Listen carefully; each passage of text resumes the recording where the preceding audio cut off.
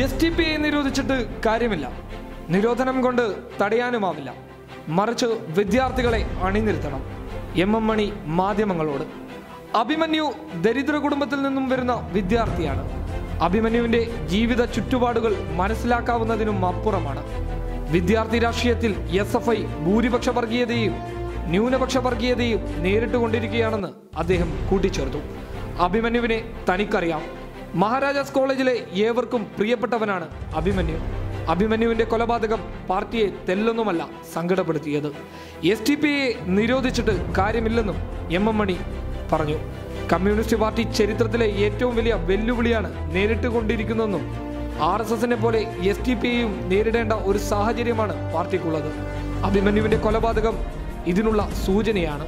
അഭിമന്യുവിന് പാർട്ടിയുടെ ഭാഗത്തു നിന്ന് ശക്തമായ പിന്തുണയുണ്ടായിരുന്നു. ആർജവമുള്ള പ്രവർത്തകനായിരുന്നു അഭിമന്യു. മഹാരാജാസിലെ ഒട്ടുമിക്ക വിദ്യാർത്ഥികൾക്കും അഭിമന്യുവിനെ വലിയ ഇഷ്ടമായിരുന്നു. ശക്തമായി പാർട്ടി തിരിച്ചടിക്കും. MM മണി അവസാനിപ്പിച്ചു. പബ്ലിക് കേരള.